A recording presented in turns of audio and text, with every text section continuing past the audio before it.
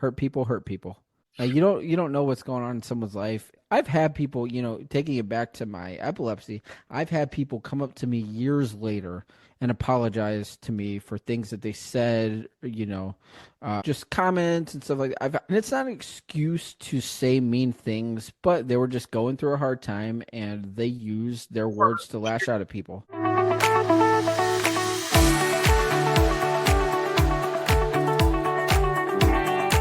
Wow, guys, can you believe it? We're already over 20 episodes into Nick Speaks, but here's the truth. I couldn't have done it alone.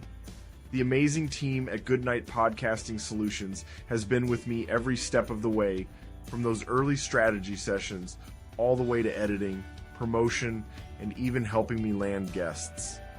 They've made it so all I have to do is show up, record, and focus on delivering the message.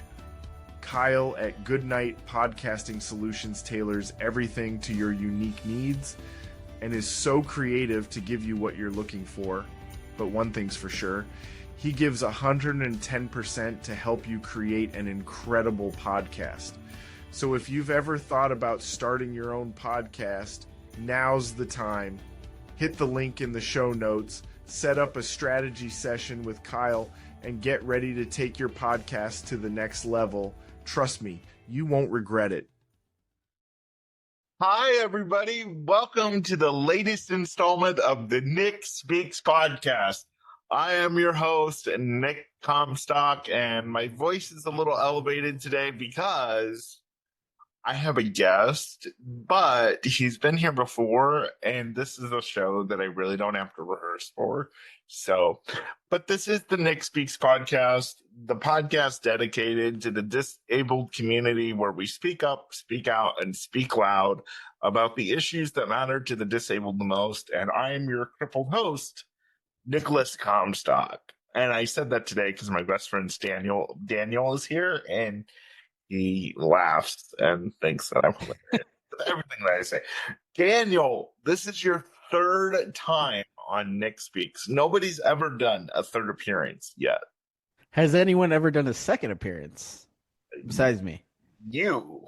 That is. Yeah, so I'm the only one that's even done a second appearance. Yes, but there is gonna be a second appearance. I have to reach out to them, but there is going to be a second appearance, hopefully by somebody that's been on the show before.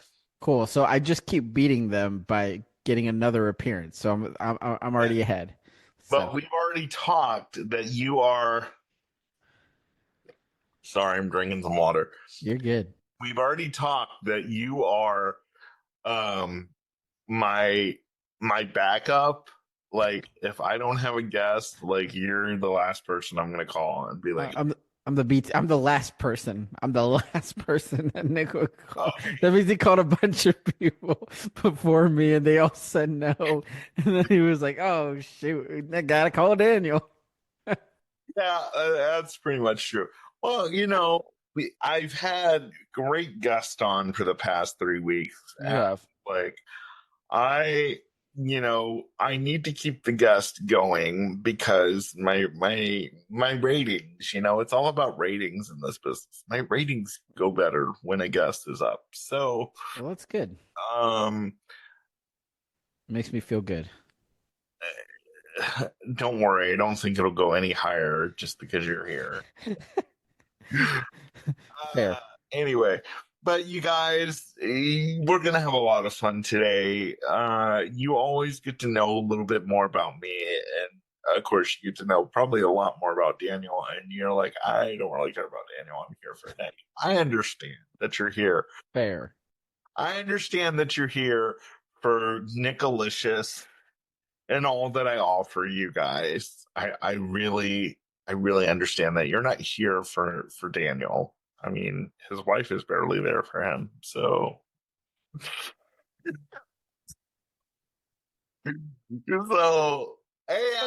that's false. My wife is a great person, and she's there for me. I said that, but no, I agree. But she is just there just because. Oh, she's you're putting a dig on me. Yes. This is gonna go south really fast. You know, we had two very long episodes together, and the last one I was just talking to you about it before we got on is the fact that whenever we talk about a subject, we take about 45 minutes to get there and finally land. So I hopefully this podcast will get there faster. I know. Hopefully, we will because we're taping this on Friday afternoon, and it'll Yeah, be up sometime Tuesday afternoon. sweet. But we're taping this on Friday afternoon, and I'm gonna try to hurry it up because I have I want lunch, and I'm very hungry. And when I get hungry, I get very hangry, and it just You should have ate before we came on, man. Now you're gonna have to wait another 2 hours. No, I'm just kidding. yeah, well, probably true. Um, So today we're just going to hang out and have a good time, but I do want to talk to you more about because you were diagnosed with epilepsy in high school, Yeah. freshman year of high school. And when you had we talked a little bit about it in your first episode back in, I think you were my third episode, Daniel. Wow. Cool. It's Um, awesome. So in your first episode, we talked about your epilepsy diagnosis and how you had the seizure at your first seizure at school camp, which is a school wide thing where you guys went to school camp every year. I say you guys because I didn't get to go. Yeah. They didn't like the crippled people. Uh, Well, which I end up getting as a disabled person, I end up getting a taste of that my senior year out of all the years because of my epilepsy. They did not let me go to school camp that year because of that senior year. So, just oh, a side note. I didn't know that. I didn't. Yeah. Wait, So, were so you in our same class? Were you didn't yeah. graduate with us, did you? No, well, okay. So we were in the same Right. class. We were in Yeah. the same class. I did not. I just because I didn't graduate at all. Um, but I ended up dropping out of school. But that year, I was in school that year, and here's what we talk about. We get off track, but That's good. but yeah. When it comes to that senior year, I was like ready to go to school camp, and I was really excited about it. It was one of my favorite things. But my epilepsy was so bad at that time that they were like, "It's probably not smart for you to come to school camp just so you don't get hurt with all the activities and everything." And Mm. I was looking forward to it because all the activities, and I like begged them, like, "Please, can I come, James Woosley? Please, can I come?" And they were like, "No, Well, here's the thing: I had like one of my father figures was the pastor. And so you know what I did? What Daniel did was I called up the pastor. I texted him because I felt so bad the entire week. The entire week I was like, "Hey, I can't believe I'm not at school camp. They're there having fun." So Thursday comes around and they have their last 2 days, Thursday and Friday. Thursday comes around and I was like, "You know what? Screw this." So I texted the pastor and I said, "I want to go to school camp. It's 3.5 hours away. If my mom drives me there, can I go for the day tomorrow? Can I just go for the day and she can drive me there and pick me up?" And he's like, "Sure. Let me tell James. James Woosley is the principal at the time." And so he gets a hold of James Woosley and he says, "Hey, Daniel's allowed to come for tomorrow." And James is like, "Okay." So my mom, my poor mom, I cannot believe this to this day that she did this for me. I mean I can because I'm her kid, but at the What's same wrong time, with you though? That's the thing. oh yeah, she drove three. Let me see. Let me see how far away it is because I might be okay. North Webster, Indiana. It might not be as far as I'm thinking, but still, it's pretty okay. Okay, it's an hour and 52 minutes still. So she drove almost 2 hours to drop me off in the morning. She drives all the way back home. So that's already 4 hours. She drives all the way back home after she drops me off. And then at night, she drives 2 hours again at night to get me and drives 2 hours back to go home. So But so yeah, anyway. that's dedication, and Oh that yeah. shows that your mom was like, "No, my son needs to be there. My son needs to be in the atmosphere and all. But see, that's the thing though. Then you and I should have hung out that week because I was never able to go to school camp. Yeah, And we definitely should have. we now that I look back on it, would have been nice to have you because I actually had to go to junior high for that week. Well, I was just gonna ask, did well, no, because no, so no one stayed back. I was just gonna ask, were there any high schoolers that stayed back? But no, because it was a school event. So you would go to school and the school took you. Yeah, and nobody had to pay to go. It was a free. You didn't have Right, to, the school right? paid for it. It was a free. Yeah, it was a Right. free camp, so nobody had to pay to go. So everybody, unless your parents were like crazy stupid, were like, no, you're going to school camp. It's going to be fun. And it was a lot of fun for you guys. And the thing is it really bothered me always up until that point because, everybody talked about how it unified the school. Everybody, got behind each other for the year and you were going to have a great year. And then, of course, 50 kids got expelled a month later. But no, I'm just kidding. That's just a No, joke. but you're it's not completely wrong. It's not completely. Yeah, 50 kids got expelled a month later. Um, but it was always difficult for me because I've talked to you about fitting in and being in with friends and having all that stuff, and it was just so hard because I was like, they're all getting connected, spending a week together, and here am I back having to go back to seventh grade science class because nobody's in the ninth grade or 10th grade or So you were actually sitting in like the seventh grade science class? yeah, That's crazy. I had to go back to junior high for a week because they had nothing for me to do. And then it was just the school did not, and the church for that matter, because the church ran the school, Right. did not do anything to make sure that I was involved, and neither did my family. I mean, they just said, "Well, Nick can't go, so Hmm. that is what it is," and that's why I preach to special needs parents all the time. Even though your kids are given a low bar from the very beginning and they're told they can't do all this stuff, don't let that scare you as a parent, and don't let that allow your kid to miss out on life Right. because I missed out on so much life because of that. But anyway, back to you. So you were diagnosed. Were you ever actually diagnosed with epilepsy? Yeah, pretty fast actually. Once the seizures continued happening, um I cannot think of her name, my doctor at the time. She was Asian, a really sweet lady. But uh kept seeing me and she was like, "Yeah, these are being way too frequent. You're going to have to go on medicine." Once I had to go on medicine, then she was like, "We have to present you with an actual diagnosis at this point." Um so I I don't know if there was any term in front of epilepsy. I just remember she was just like, "We are diagnosing you with epilepsy," and then they put me on the seizure medication. Wow. Yeah. Wow. Because I remember you struggling with that a lot. And one of the things that I grew up with is people were like, Nick, we don't know how to talk to you because you're in a wheelchair. We don't know how to treat you.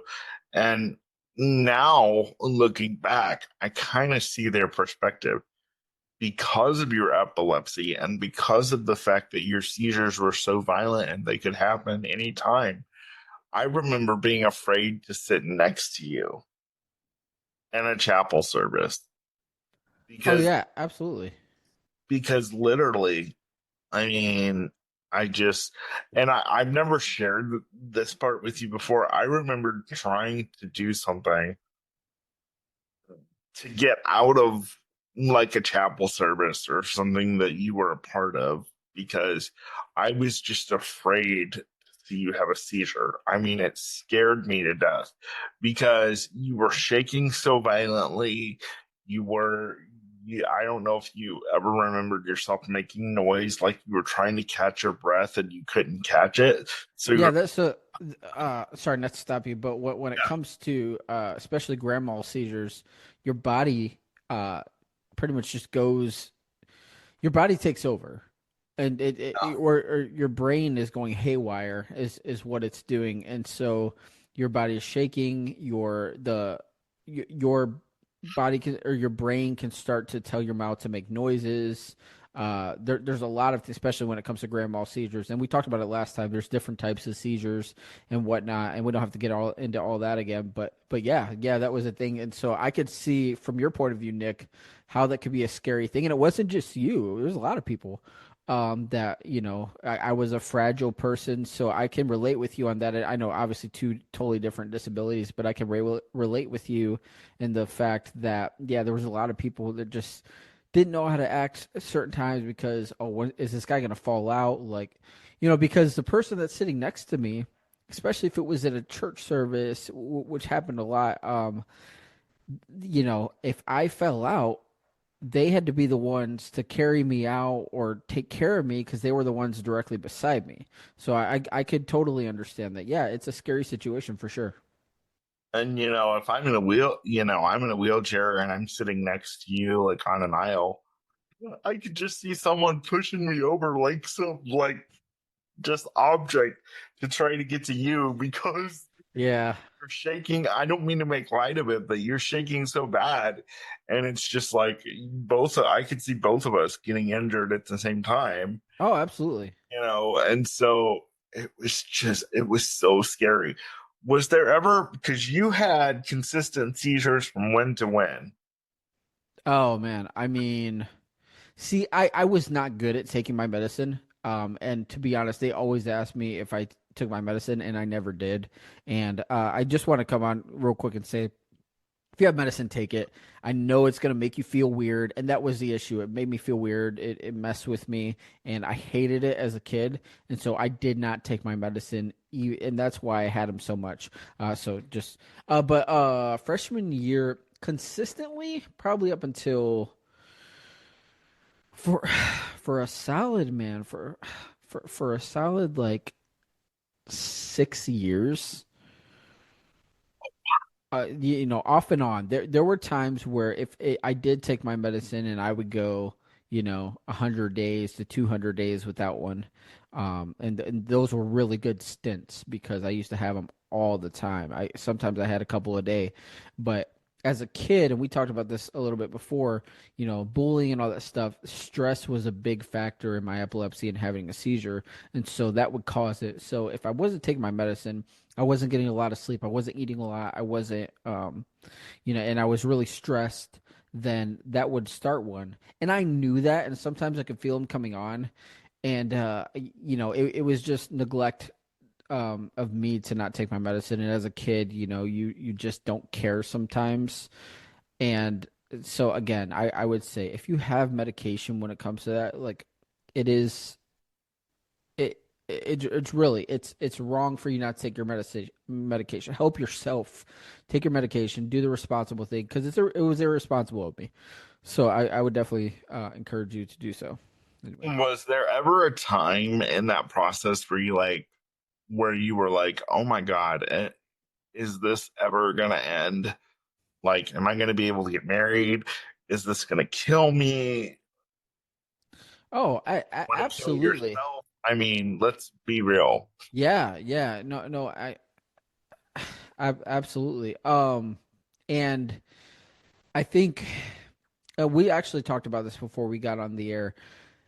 With me, is almost began an everyday thought. Like, especially when I started having them a lot, it was like, when's this gonna stop?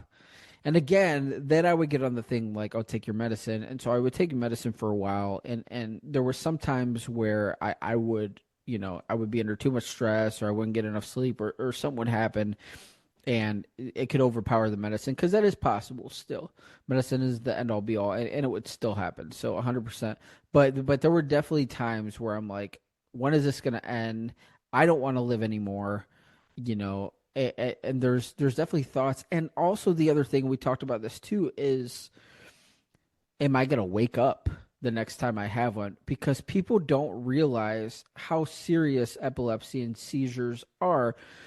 So what I mentioned to Nick earlier was this: when we see someone having a seizure out in the open, so let's say, and this would be unfortunate, but let's say a child, you're at the store and a child falls out and starts convulsing, or an adult, anybody. If someone, falls out and starts convulsing and they have no history of epilepsy, and you don't know them from Adam, they don't have any history of epilepsy, and they're just falling. So your first thought is, this person has never had a seizure in their life, and so it's very serious. You call the ambulance right away.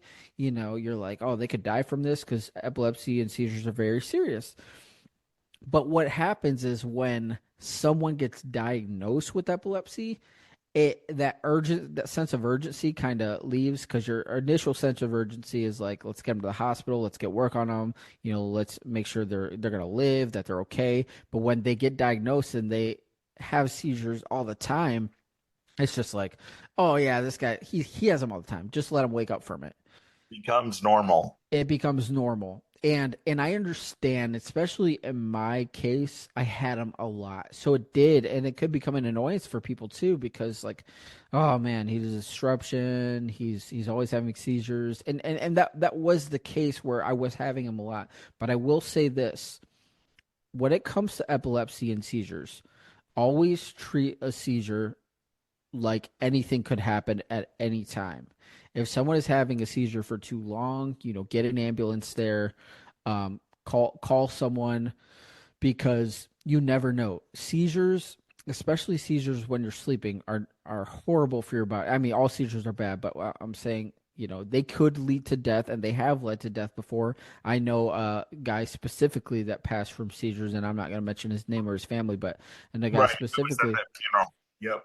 Yeah, and it's just a horrible what two guys specifically, and both of these guys, but the first guy that I'm talking about was a long time ago, and I think I might have been in junior high, or Yeah.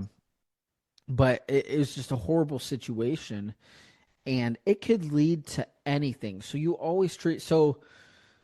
To get to the answer of your question, yes, I did feel like that because I didn't know, whether I was gonna wake up. I just didn't know what was gonna happen. And I just didn't know, am I ever gonna be able to live a normal life? Are my kids gonna have this? That was a big thing. Are my kids gonna have this? Are my kids gonna be like me? Are they gonna have a bad memory like me? Are they gonna stutter? Because I stutter sometimes because of it, like me. Um, there's just a lot of things. So yeah, absolutely. You just have all the thoughts, and you still have them to this day. Like, I don't have them near as much anymore because the doctor did say at that time it's possible that I would grow out of them, and I haven't 100% grown out of them. Like, they followed me, but they're definitely controlled now.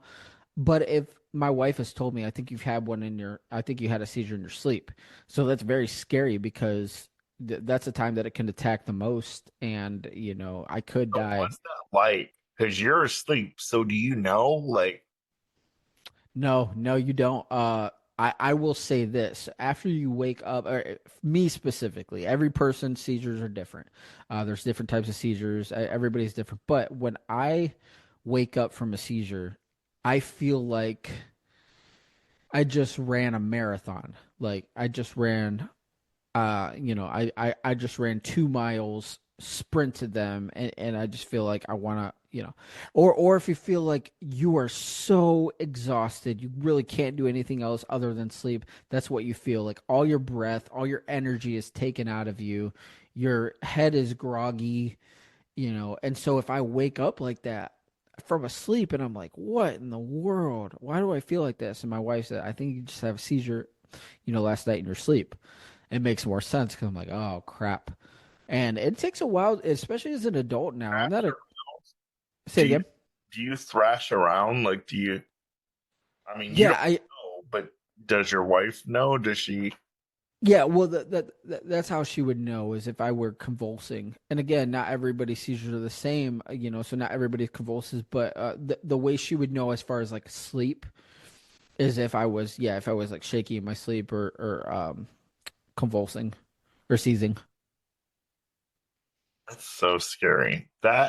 You know, that is something that a lot of people with my condition, CMV and cerebral palsy, are diagnosed with are seizures. And what I've learned is there's so many different type of seizures. And every doctor that has ever seen me, they're like, "Have you ever had a seizure?" And I'm like, "No." And they're like, "I'm so surprised because all my patients that have cerebral palsy or anything similar to you, Nick, have seizures. So I'm surprised that you have not." And I'm just so grateful to God that I've Yeah. never had a seizure because I've seen you go through them. I've seen other people go through them, and they are not they are not something to mess with. And I'm so glad that you said that. Now, I want to back up because you said um, once people, realize that you have them or someone in their life has them, it kind of becomes routine and they're just like, let them come out of it. But time is of the essence. So, how long should somebody wait before they call 911 or before they call an ambulance and say, this guy's having a seizure, he needs to get there, or this guy or girl, whatever, is having a seizure? I mean, it's a really good question. For everybody's situation is different. I would say if someone is like solidly convulsing for somewhere between 2 to 5 minutes, that's a long time for your body to be in like a complete shock. Sorry, Yeah. it just our screen's just messed up, so I apologize for your screen recording. Um, but that's a long time for that to happen. So I Now, if it's someone that you know has never had one before, you need to call an ambulance right away. But if it's someone that is consistently like they do have epilepsy, there is a history, you can give it time for them to come out. If they have a pattern of like, hey, let's wait a couple minutes, he's usually out of this by now. But if we're between the 2 to 5 minutes of because being like seizing and convulsing consistently and constantly Mhm. is completely different than someone just almost just more passed out and maybe coming out of it. Those are two completely different things because if they're seizing, it's actively happening. The seizure is attacking their brain, and so if it's consistently happening, you want to stop that. And there are medicines out there now. There's a pill that my wife has that if I am seizing, like especially out in public, it's in her purse, so she's never felt the need to do it because she's never felt like it's past that time. But if it goes for a long time, she's got a pill that she's supposed to put in my mouth, and it goes under my tongue, and it'll shock my body out of one. Oh, Yeah. wow. Medicine really has come far. Yep. Um, have you ever had to use that? I have not. No. Thank God. So you don't know what that would actually feel like. Okay, No. you have three kids, yes? Yes. Okay. So have they ever seen you have a seizure? Have you talked to your kids about if you ever see dad go down, this is what you do? Yeah, so they've never and you know what, we need to have that conversation. My kids are 8, soon to be 6 in 4 days, and then one just turned 2. So they're still young, but that should be a conversation soon for sure. I will say this, they have not seen me have a seizure. But I will say a couple years ago, I had one in church that I hadn't had a while. I hadn't had in a while, and now my kids were in our junior church, our children's church at the time, so they weren't in the main service where they saw it happen to me and they saw me having to be carried out. But we left to go home that day, And so they saw me in the wheelchair. And my oldest goes, "Daddy, what's wrong? Are you okay?" And my wife's just like, "Daddy's just not feeling good." Because at that time she's maybe 4 or 5. Right. So it just Yeah. Yeah. right, yeah, to try to explain that to her at that time. So, but that's definitely a conversation I need to have, and everybody should have with your kids, especially if you're in a position like mine where you have a disability. Um, of any sort, you should explain it to your kids. In my case, it's a little different because I haven't really had them near as much as I used to. Like I said, and if I have, it's been more in my sleep, so my kids aren't seeing it. But it's definitely something that you want to talk to your kids about and be open about, for sure. Yeah. Because the last thing you want them to be prepared because Right, you need to call 911 for you, unfortunately, right. if that ever happens, God forbid. I have a question because now if I didn't have a question, this wouldn't be an interview. But I have a question of because there are dogs that are trained to know when a seizure is about to happen. Did your mom specifically ever think about getting you a dog that would Yeah, notify you my when you're wife. about to have a seizure? Yeah, sorry to cut you off. No, you're good. Yeah, I absolutely. My mom had thought about it, and my dad wasn't too keen on dogs back then, so she never did. But my wife specifically was very much into that, and she was like, we need to get you a guard dog," and it just never happened. We do have a golden retriever, and I have thought about sending her to school to get that done, especially if I go to like the airport or something like that, to have her around because golden retrievers are would be perfect dogs for that. Mm. Um, any retriever, any German Shepherd or Shepherd mix or anything like that. So I definitely would recommend someone with epilepsy getting a service dog or someone to help like that. I will say my dog is a very like if something was happening to me, just not being service trained, she would try to help regardless. But that's definitely something that we should do and that we've talked about a lot. Yeah, yeah, because I'm surprised that your mom, I mean, you said your dad wasn't into dogs. Yeah, I mean that situation, but I think it's more. I think it was more the hierarchy Yeah, the that's all. hierarchy of Yeah, listening. No, baby, I'm your husband. That stupid shit. Yeah. yeah, Um, yep, yeah. A whole nother episode for another day. yeah. There's something else I want to ask you. So did your mom ever think about applying for you for disability or any type of Medicaid or any services? We did, man. It is. Oh goodness gracious, it is hard because and you know this. They're specific about jobs, about you working and making so much money with getting the Yeah. disability, Mm-hmm. and Because so I couldn't get it until after I was 18 because my parents made too much money. and And that could have been a thing too. I really don't know how much. I know my dad. We ended up finding out later. I know my dad was had a very good job at the time, so I don't know if he made a lot. Um, that could have been a thing, but I think I did apply for disability, and then I don't know if I ever went through with it. But the reason for me was because I wanted to work and I was very keen on living a normal life. Like the what we would consider a normal life. I know that's not the best verbiage to use, but what we Right. could No, I understand. yeah, but what we would consider a quote unquote normal life where just get a job and cuz I was so and my mom will tell you this. I was so keen on just acting like there wasn't any problem in my life, wanting to do everything that everybody else was doing.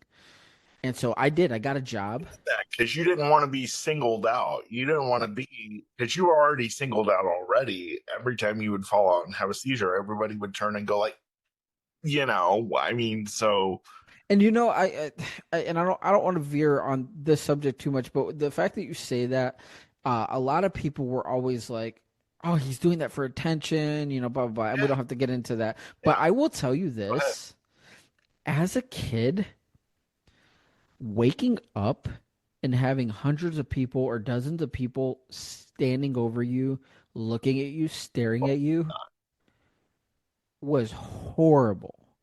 Oh yeah. You turn into a spectacle.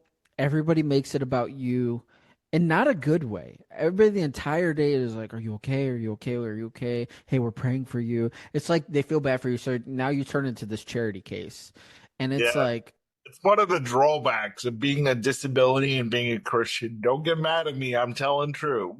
no, 100%. Yeah. I mean, they make you. I don't know. They just make you feel like a baby.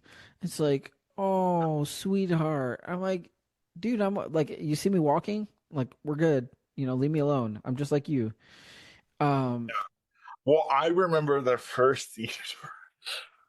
oh, and we talked about it in the first episode. Yeah, but we have to talk about it again. And this is why I laugh because I remember the Emily. first seizure that you had.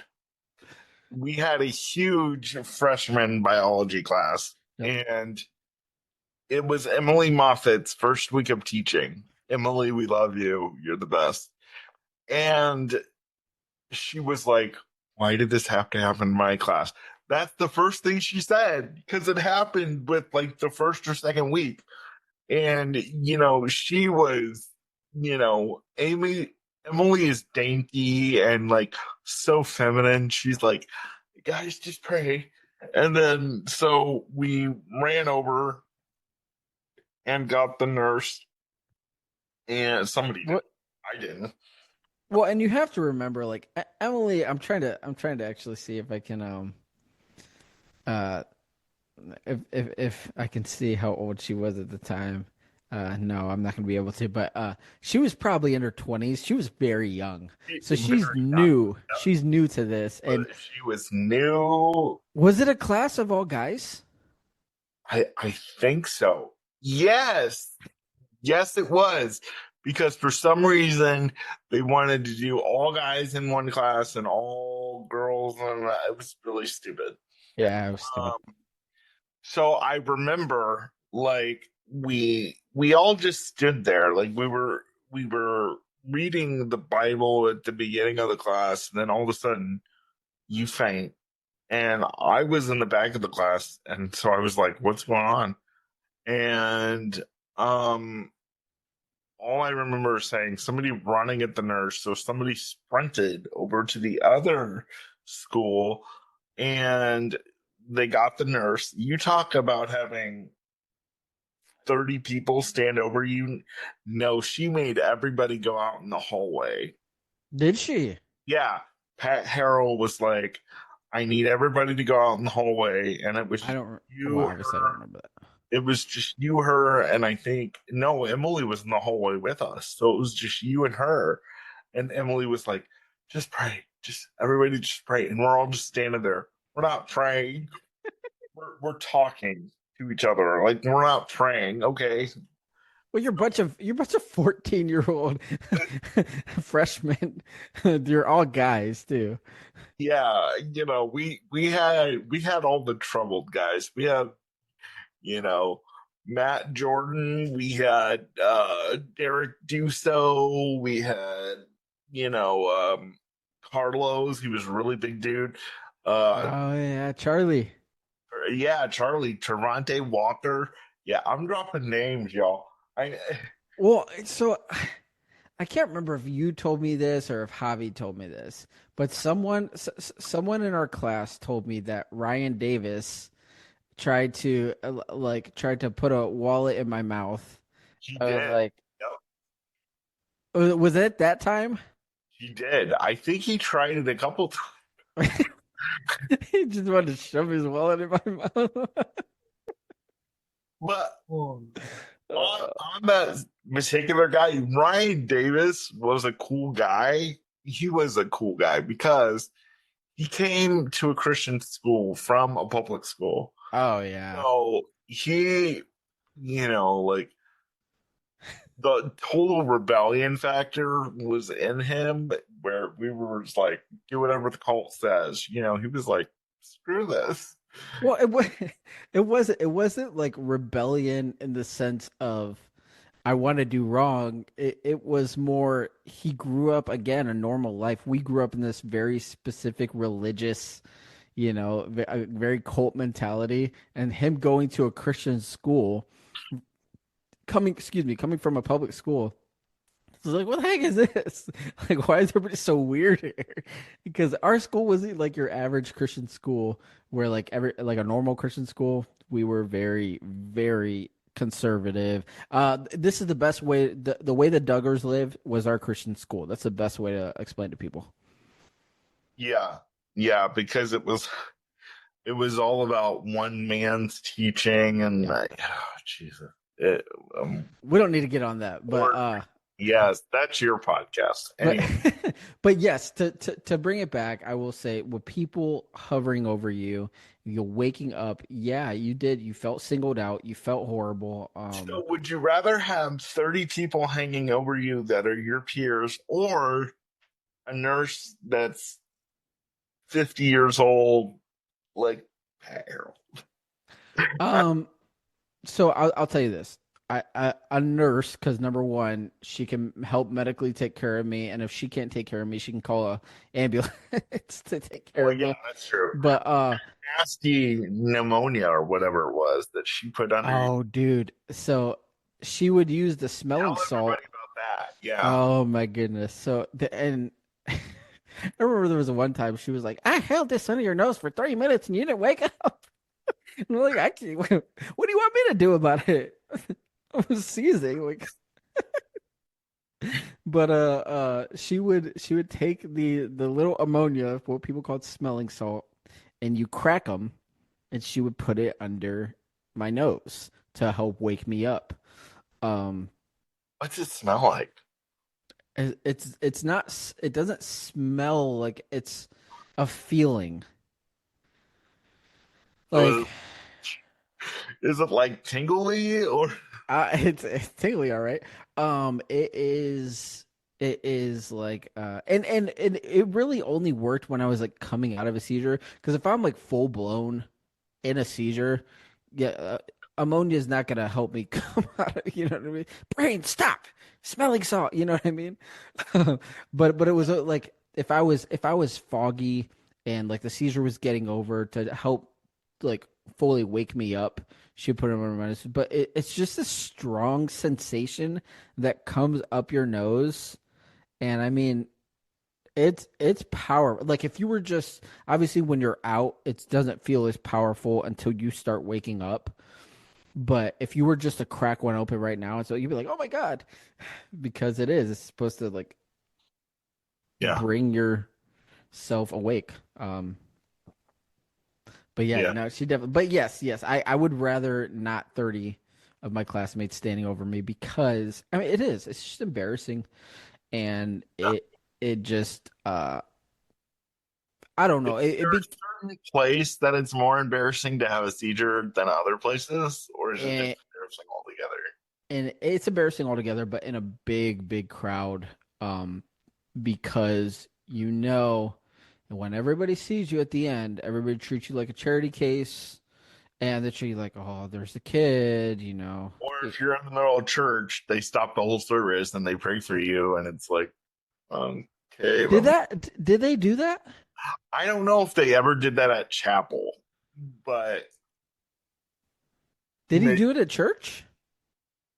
I don't, I don't recall. Maybe they just let it go, or maybe they just said, you know, Yeah. it's one of But I mean, if it's happened or not, there's people that will come up to you afterwards and be like, "I'm praying for you. I hope you get help." It's just like, all right, lady, thanks, you get help for your stupid remarks. dude. The stuff. I mean, you know this, and we've talked about this before on your old YouTube shows. But the things people say to you is just like, like, why would you say that?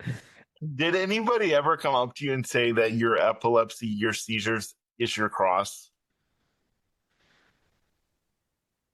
I don't, not in the way that Jack Scott said it to you, but I will say that there have been people that have said, you have a really big burden to bear. It's like, excuse my language. No shit, Sherlock. Like, I mean, Well, and you're supposed to help me bear it. Galatians 6:1. So what's your problem? yeah. Oh, get him. Um, oh, it's so true, man. Yeah, there. And here's the thing. I am a Christian. Like Nick says, I have a Christian podcast, and which Nick was on recently. So check that Yeah, out. go check it out. Back to the fundamentals. I'll put it in the show notes. Sweet. Yeah, we had a great time. Back to the fundamentals. I had a conversation with Nick. Really, really good conversation. But Yes. so I am 100% hardcore Christian and everything like that. But I'm also a realist and just I'm like treat people the way you would want to be treated. Absolutely. Don't say stupid stuff. And I think people overthink sometimes, like, oh, I need to say this. Oh, just treat them like a normal person. If you see someone have a seizure, just you don't have to tell them that you're praying for them. Just pray for them. Yeah. Like because everybody says, "Oh, I'm praying for you." Everybody says it on Facebook. Ain't not one. I'm not saying not one of those people, but very rarely are those people actually doing it. Like if you're gonna do it, just do Yeah, it. for just to say it, just to make themselves feel good, and they think that it'll make you feel good. But in reality, when I hear people say that all the time, unless I really know that the person really does pray for me, it's like, okay, have you, or did you just pray for me 2 minutes before you sent that message? They're like, I'm gonna pray, dear Jesus, Yeah, yeah. in the moment. When Daniel and I say we're hardcore Christians, we're brothers of the Apostle Peter, so we curse um all the time. Don't get me started on that. I mean, cussing is they're just words. If we were to say the words that are cuss words, and we were to be in, excuse me, we were to be in Italy, someone just went down my throat the wrong way. Oh, Excuse me. But we were to be in another country, they wouldn't know what those are. They're just words. oh, you Excuse sound me. like such an old man, like Godfather, Let me right? t- let me now, Nick, you gotta do that. No, I'm just kidding. Let me take a drink real quick. Hold on. Sure. But yeah, man. And not to again to bring it all back. There are so much things, and you just want to treat everybody that you would want to be the way you would want to be treated. Um, We say that all the time, and the way I look at that, Daniel, is some people act so rude and so mean. I actually feel that that's the way they want to be treated. So then I'm like, okay, this is the way you want to be treated. You well, it's a good point, and think about it. What do we hear all our lives? And this is a true statement. Hurt people. hurt people. Yep. There it is. Hurt people. Hurt people. Um, you don't know what's going on in someone's life, and so sometimes I do. I'm a forgiving person, and I get that from my mom, and I do give people the benefit of the doubt a lot of the times. I've had people, taking it back to my epilepsy. I've had people come up to me years later and apologize to me for things that they said, stuff just comments and stuff like that. I've had people that do that have come back to me and said that because in that time they were, and it's not an excuse to say mean things, but they were just going through a hard time and they used their words to lash out at people. Thing. Kids are kids, bro. Kids are mean. Oh, yep. We were mean. I was mean. You were mean. I mean, there are times, and my parents don't know this. I mean, they will if they ever listen to this, but they don't. So there were times that you and I would be on the phone, and we were in a singing group together, and we would just cuss each other out. Like, remember? I mean, like you would cuss me out, and then I'd be like, "Listen, you bitch." Just imagine our like 15-year-old selves saying that again. Dude, see, if we had a screen that we could just like rewind our lives and just watch ourselves again, I feel like we would be in a room dying laughing at each other, watching us go back and forth as little kids. You mother like just Yeah, yeah, totally. oh. I mean, it's just because kids and don't parents don't ever say, no, you can't use kids will be kids. Yes, we can because kids parents, you have to remember that you were a kid once. Yep. You were mean once. No matter how well you train your kids, there's going to be a time where they're mean to somebody else. Does it make it right? No, but Yeah. it's just the process of life. And then what you do is you make parenting, and me as a parent, just because I'm experiencing this now, I've got an 8-year-old and a soon to be 6-year-old, and again and a 2-year-old, and you understand that those times are going to happen where they are going to be mean, and they can have those quote unquote bully moments. But then you as a parent, what were you thinking? No, it's just, yeah, Oh, yeah. When you you're as a parent, you teach them, yeah.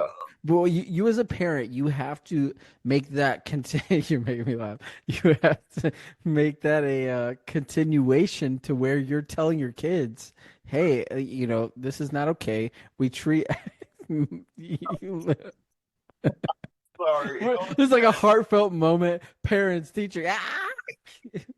Well, he'll have to edit out. Kyle will have to edit out some of the extra laughter because I honestly don't know. Who cares? Well, actually, no. Here, here's the reason why I'm laughing, and it has nothing to do with the episode. But okay, so did you ever watch the George Lopez show? Oh yes, da loca. The sitcom. So I remember, okay, he was at this high school carnival, with his kids or something, at a birthday party, something for his kids or something, and there was a dunk tank, right? Okay, And so one of his daughter's boyfriends, one of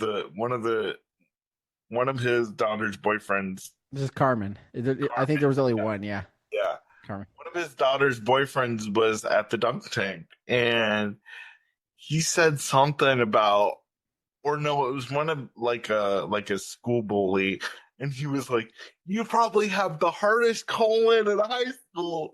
And like, oh my gosh. Anyway, he got in trouble. Like the principal called him, "Mr. Lopez, did you tell one of our students that?" You gotta. So, moral of the story: don't let your kids go tell. Don't tell your kids that they got a hard colon or something like that. Oh man, but no, no you know what? I'll say this: when it comes to that, yes, your kids are gonna struggle, but have the continuation of teaching your kids, and understand that they are gonna struggle with it, but teach your kids like, hey, this is not okay. And I think that was instilled by my mom in me, that even though the times I could be mean to other people, Right. that I could turn around and do better. And you could tell the kids that were the more bullies, that they struggled at home, and that's just One of the statements I hated growing up was, "Take the high road." I'm like, no. screw that. Come here, I want to punch you in the face. Like, no. I remember, oh my goodness. I remember one time there was a teacher that she was severely overweight, and yet she had the audacity to make fun of me and my weight. Is So this in high school? yes, but I was in a special ed class, so keep in mind it wasn't actually. Oh, gotcha, gotcha. Picked So up I what you're was, putting down. I was severely overweight. Well, not really, probably just like a grown high school boy eating everything that I could get my hands on. Sure, Um, me too. and but yeah, you were a toothpick. Don't even be like me too. I hate you. Not no more, man. I can put on weights very fast now. Um, but anyway, I remember she said something or did something to one or let one of the kids have a snack, but she didn't want me to have fruit snacks or something. And I was like, if he can have fruit snacks, why can't I have crackers or something like that? And so I really stood up to her, and she got in my face and was like, "It's none of your business." Yeah, and it was a whole ordeal. I don't know what that has to do with anything, but I just thought I would throw that in there. I love the randomness. But Daniel, don't you think that it would be good to almost like for because it seems like a lot of kids have seizures these days. Like they're diagnosed with epilepsy. Wouldn't it be good to like have a class like have a regular health class like explain so that normal kids who didn't have a disability knew what their classmates were going through? Maybe they could have a course on it, like epilepsy, or here's what cerebral palsy is. And because I remember I did my first science fair on cerebral palsy, and Hmm. I actually dissected a frog. Was it a frog brain or a shark? No, I, a was it sh- was it shark brain or was it frog? it was a sheep Oh, brain. Um, but don't you think it would be beneficial for our classes, instead of doing, anatomy classes and how the bird and the bee gets together? Like, if they have, kids that have, life altering disabilities, maybe yeah. have their parents come in and teach a course on, yes, my kid has these issues, and this is what their body does, this is what their body tells them, this is how their body functions. So it doesn't make the kid who doesn't have a disability uncomfortable to talk to them. Yeah, absolutely. That's a really good point. And in the rise in this day and age, and the rise in the U.S. of autism, that's a huge one. We've seen autistic kids come through our school. My oldest daughter has mild autism, and just disability in general. Yeah, I think that would be a great idea to and if you couldn't have a full course, at least in your science class or whatever they would call it, whatever type of science class that you had, um, that you would explain, hey, there are disabilities that are more common in kids, and these are some of the disabilities. And while you're on a subject, you can hit a disability. Hey, this week we're going to talk about this one. Then the next week you get to the next one. And that way, at least people understand, okay, this is what this kid goes through every day. And then in the midst of talking about that subject, you could have the kid come up and talk about that subject and how, Parent, if the or the kid kid's parent. But nonverbal or whatever. Yeah. I think if someone had told me to explain at that time how the epilepsy made me feel and how it affected my life at that time, I think I might have been vocal about it and finally said, "Oh man, someone's actually asking me that question," and actually explained to them how it made me feel, because I think at that time I may have just wanted someone to talk to. Yeah. Um, and I couldn't. And as a kid, you don't necessarily know how. And I know it sounds weird, but you just don't know how to talk about something like that. So if someone asks you, I think you'd be like, "Oh yeah, wow, I do feel this way about it." And so yeah, to your point, I think it would be a great thing to educate in somehow, some way, on especially disabilities that again, like a big one like autism, where kids that maybe are more verbal than others with autism might just seem like quirks to you, but really in reality you may not know, but they're autistic.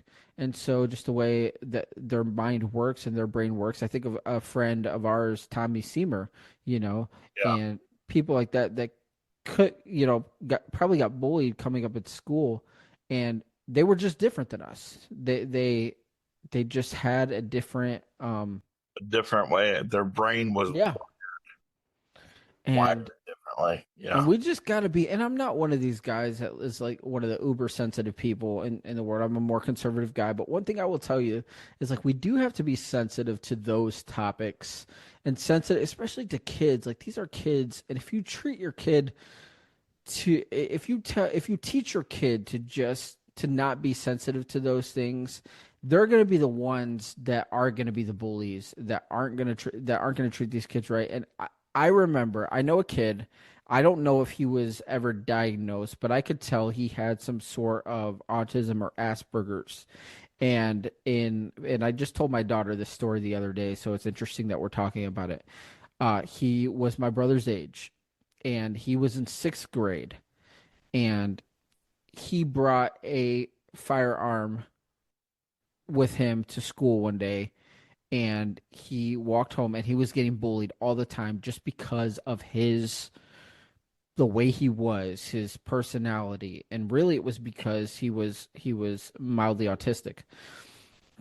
And I don't know, he like skipped school. He got dropped off at school or he left home. I can't remember what exactly it was, but he left home and they found him. He either left school or left home. Regardless, they found him not too far from his house in a field, and he had shot himself, and he died from his wounds. And this is a sixth grader, so we're talking about maybe 11 years old, and that has, you know, took his took his own life because of that. An editor, uh, if you have to silence these words, if you have to filter out these words due to monetization, that's fine. But anyway, all that to say is you need to teach your kids. You need to train your kids how to treat people because this stuff is real, no matter what you have in your life. And I know we're joking, we're talking about Nick. Yeah, all of us have had our moments where we have been mean, but at the same time, like you never know what that kid is going through. The kid that struggles with Yeah. this disability, and Yep. it's very important. And that kid could have had a great life had our parents been better. I'm not blaming it 100% on the parents because the kids do make their own decision. At the same time, we're where the buck stops. Like the parents, you got to teach your kids, hey, this is how we treat people, and if we can teach that, hopefully we can relate it to our kids. Hey, become their friend. Just because they're different doesn't mean they're bad. Yeah, yeah.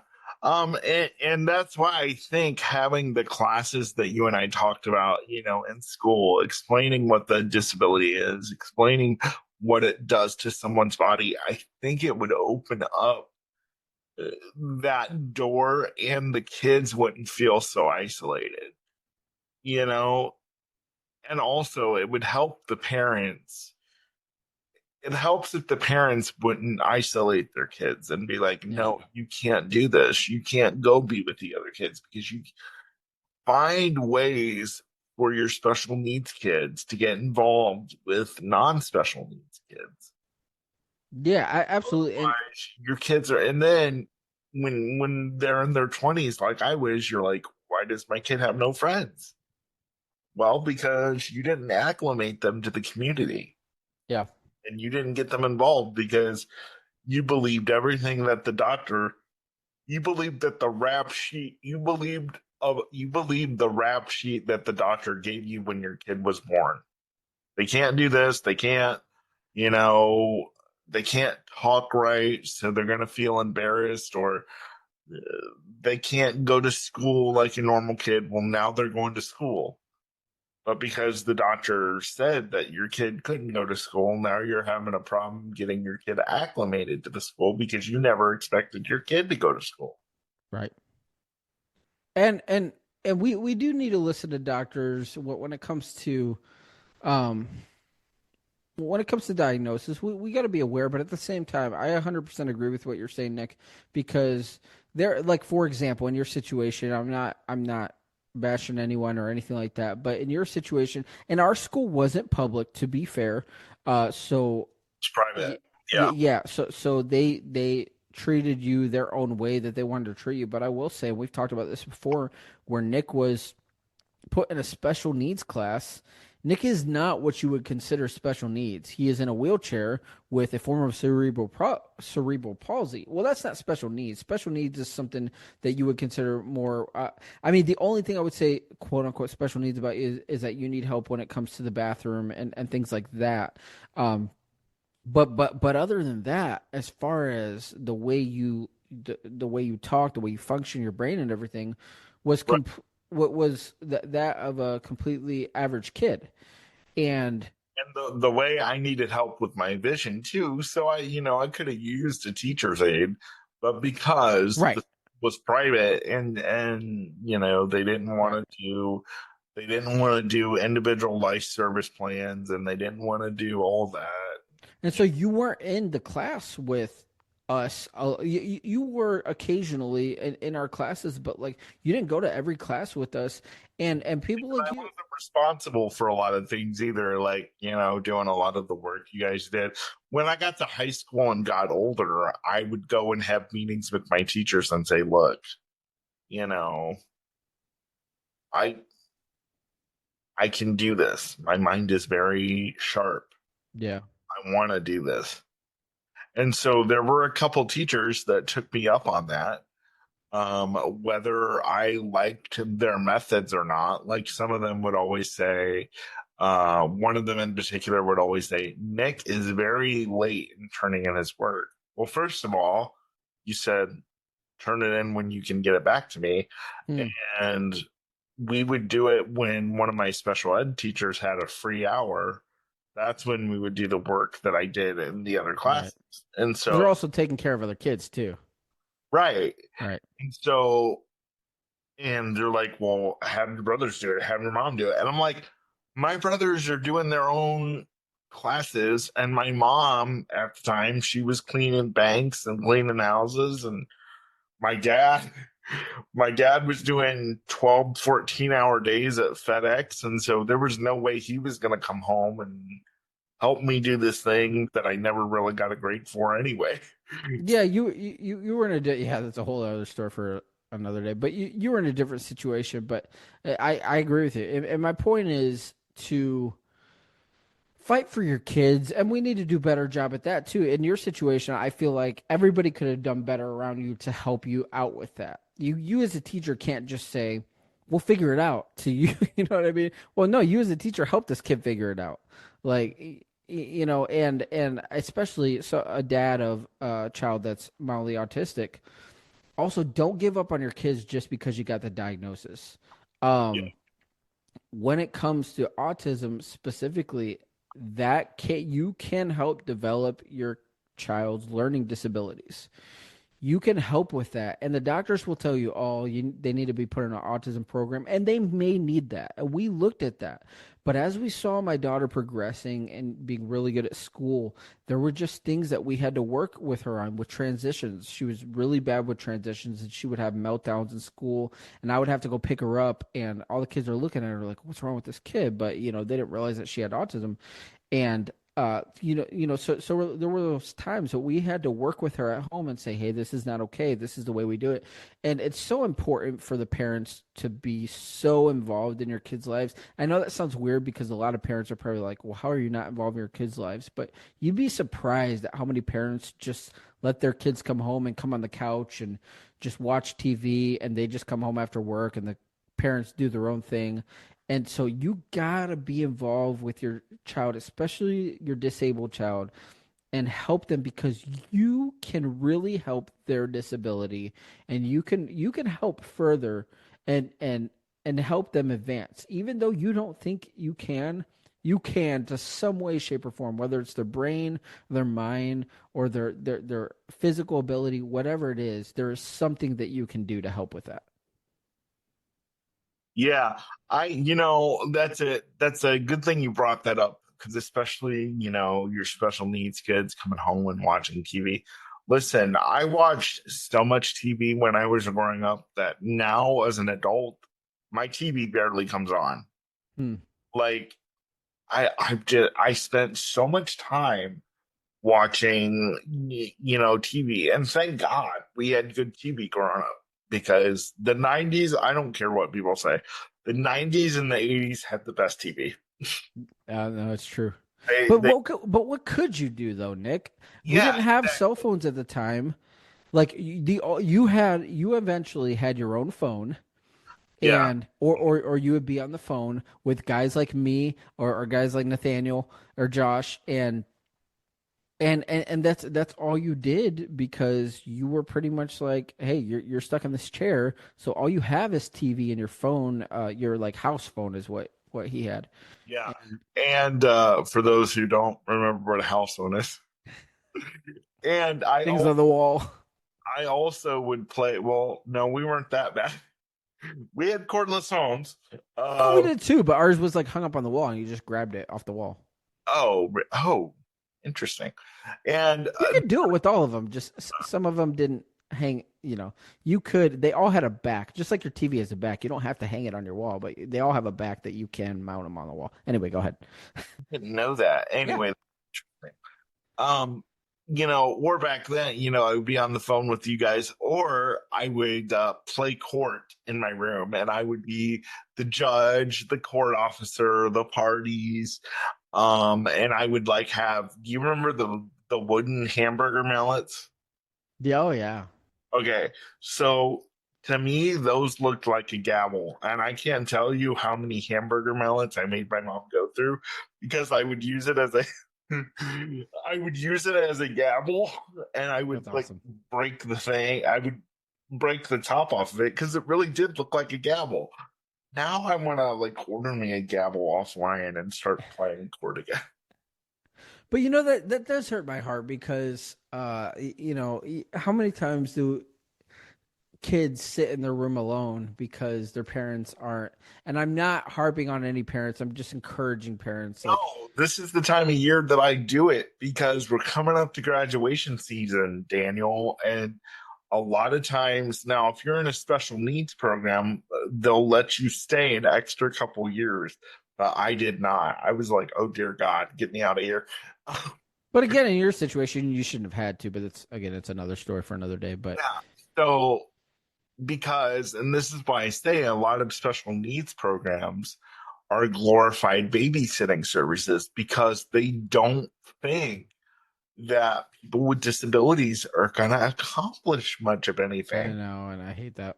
And I mean, now there are some people out there, they may need that. They may need a place to go watch TV and go on field trips A and daycare. Yeah. yeah, an adult daycare. And thank God for places that are out there like that for those people who actually need it. Right.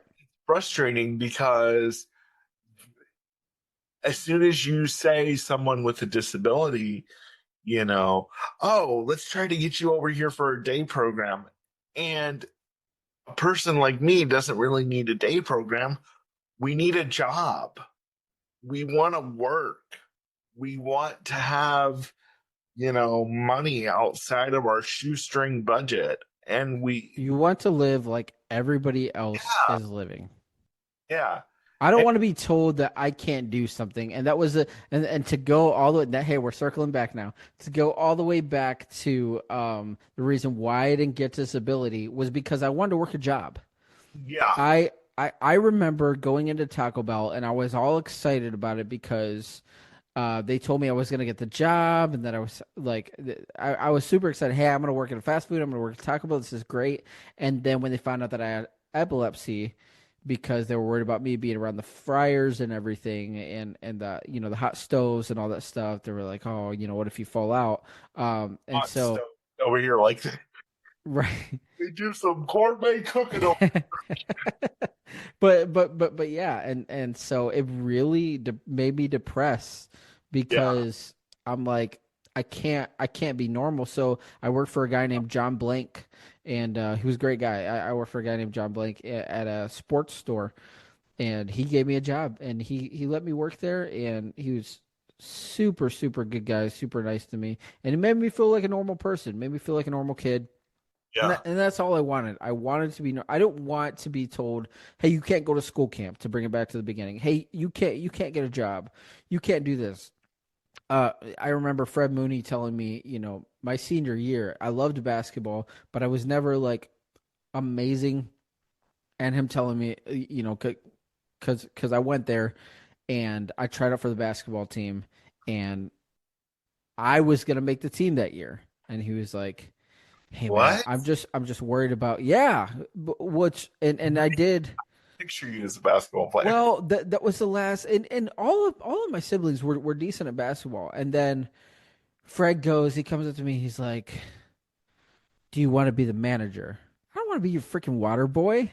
Hey, you want to be the water boy because of my epilepsy, and they were worried about my head getting hit, and because head injuries was a thing for my seizures, and so it was a lot of things. But I just didn't feel like a normal kid, and I instead. They let you go out to wrestling. And then, well, you know what though? Brian Hassey, and he asked me, he said, "Are your parents okay with this?" And I said, "Yeah."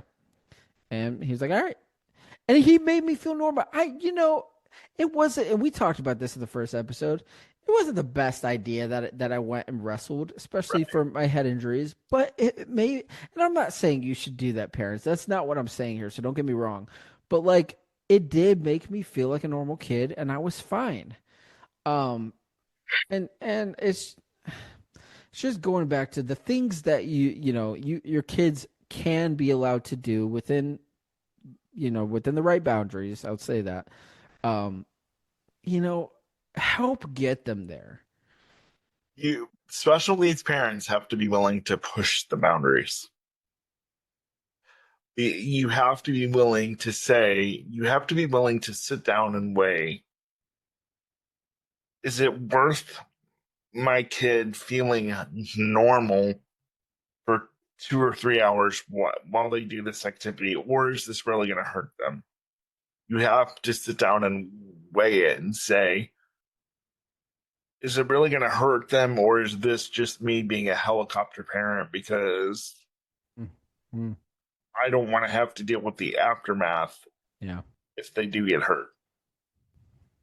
You have to be willing to sit down and ask yourself those questions. And then on the other hand, you don't want to be too careful of a parent where it's like, my kid has, and my kid has to wear a helmet all the time. You know what I mean? I'm not trying to laugh at that. I just know I remember this one parent that, I say that because I'm thinking of this one specific parent that their kid didn't have a disability at all. And you don't know these people, but their kid didn't have a disability at all, but they just wanted their kid to wear one of those safety helmets Are just you because. serious? Yeah, I'm being serious. Just because they were like such a, "Oh, I don't want my kid getting hurt for anything." So a little kid walked around with the helmet. Anyway, it's not, and to each their own. I'm not laughing at parents that do that. That was just one specific parent Oh, where the yeah, kid didn't have a I am. disability. Daniel may not be, but I am. If you let your kid just walk around with a helmet just because you don't want them to get hurt, you need to get a life. Get a life. Uh, the point is push your kids within what their boundaries are, and even if your kid has a speech impediment, work with them. If your kid has autism and they struggle with outbursts, work with them. And meaning with that, we with our kid with outbursts, we took her and we were like, "Hey, we're gonna do this. We're gonna put you in a timeout every time you do this specific thing. Every time you act out like this, and you do this." And so it's just working at that and making them better. For epilepsy, I mean, help your child feel included. Fight for your kids. They say, "Oh, your kid can't do this," and your kid can within his boundaries. That's not going to hurt him or her. Um, fight for them. Fight the schools. Like, speak out about this stuff because it's so important. Yep, that's why we have the mantra: speak up, speak out, and speak loud. Yep. You have to, as the disabled community. And I will say this, and then we got to go because it's been a really long episode. It'll be really great. And no, we're not going to turn it into two parts. Just listen to it if you have like a 2 hour drive or something. I don't know. It's not 2 hours, but yeah. But this is why I have the mantra: speak up, speak out, and speak loud. And let me tell you something from my perspective: why people with disabilities don't get the services we need and deserve, because we're so dependent on the services that we need, that when they throw us a little meat or a little bone and say, okay, we'll give you these services, and then once we have those services, we don't feel like we have a right to complain about those if those aren't meeting our needs. The reason why people with disabilities don't get our needs met and don't get the services we deserve is because we're not speaking up, we're not speaking out, we're not speaking loud, and we're afraid we're going to get blacklisted. And listen, I've been blacklisted before. for speaking out and speaking up and speaking loud about my services, the subpart services that I receive. But I have come to find out that that is my calling. And at the end of the day, God's going to take care of me and make sure I have what I need. But we have to speak up, speak out, and speak loud, because otherwise we're going to have the meager life that the government wants us to have if we Yeah. don't put a stop to it as a disabled community and say, no, we can have jobs that allow us to have minimum wage or more. No, we can live we can live without the shoestring budget. We can live and have a full life. Yeah. And I need to say this to people with disabilities. Those of you that complain about, oh, the government's going to take away my Medicaid, my Medicare, my Social Security. Unless you really can't work, why do you care about that so much? Because they barely give enough for us to get by. Yep. Do what you can, whether it's starting your own business or trying to get on social media. I feel like social media is such a great tool for people with disabilities Absolutely. because it's so simple for us to use and we can tell our own story. We don't have anybody telling us what our narrative should be. We can tell the good, the bad, and the really, really ugly. So I, figure out a absolutely, way Nick. to get off that shoestring if you can and don't depend on that. Oh man, absolutely. I think of guys like you that have, and this goes back to again the first episode or other episodes that we've talked about where people have told you, like, hey, you're never going to be able to live in your own apartment. Like, don't listen to what people say. If you want to do something, and we're going back to the whole, the job thing, and things like that. You don't have to live on disability. You can do what you put your mind to.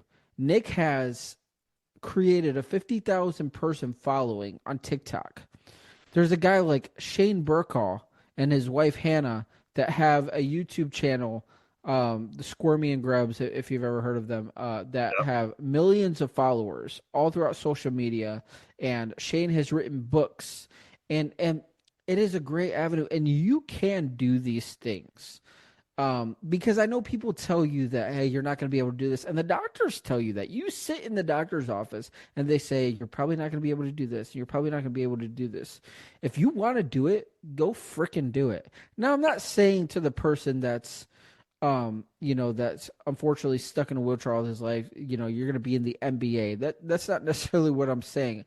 But things like this, like, you want a job, you can have a job. Like, put your mind to it and get to work. And there are people that will help you. If your own family won't help you, there are people that you can find that will help you. Yep. Yep. And this is why I preach so much that our vocational rehabilitation services all across the country, there's only 22% of people as of 2023, 22% of people that have a disability in this country are gainfully employed. Why is that statistic so low? We need our employers to take off the limits of themselves and to not worry about, oh, what's going to happen if I hire this guy or this gal that has a disability. Yeah. Yes, you do have to look out for yourself and your company at the end of the day, but take off the blinders a little bit. Put your toe in the water of having somebody with a disability. What would that look like for your company? Absolutely. Very And important, man. what would that bring to your and by the way, not just a greeter, okay?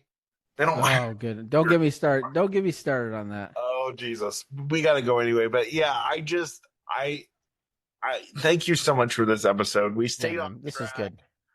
We stayed on track for the most part, and we talked about your epilepsy, which I think was great. One of these days, I'm going to have your mom on here because I want to have her perspective and what she saw you go through. And I'm just going to say, guys, she's really dainty and she's really soft spoken. So she's like, "Oh, my Daniel," and yeah. But I love your mom. She makes awesome Puerto Rican rice. I wish I would have had her make it for me when I was there in town a couple Well, months. and she taught me how to make it, and that's I made it yesterday actually, and I just had it for lunch. I just had leftovers. So good. And yeah, man. And one thing I will say is she has worked, and I know we got to go, but she has worked also not just me, but with other disabled people. She has taken care of elderly, and I know that's a little bit different, but No, she is thing. Yeah. yeah, she's been a home health aide for 20 years. She has taken care of disabled people. Josh Greeno is a friend that that she's helped too, and there's a lot of people that she has helped, and she has a different perspective on the caregiver side, and she'd be a really person to get on, yeah, for sure. Yeah. But anyway, we thank you guys for listening to our banter. Hopefully, it was more structured than the last couple times. I think it was. And especially if you have someone in your family that has epilepsy and they're really struggling, I would encourage them to listen to this episode because Daniel has been through it like nobody I've ever seen. And we talked about the fears of, being around him and being around each other really with our own disabilities. And so I really hope that it was an encouragement. And you guys, I'm always looking for a guest.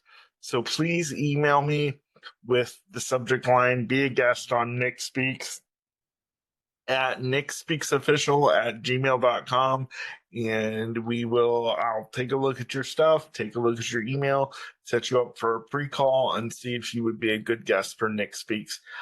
I will see you guys next week. Remember, this is the Nick Speaks podcast where we speak up, speak out, and speak loud about the issues that matter to the disabled most. I am your crippled host, Nicolas Comstock, and I will see you next week. Take care, guys.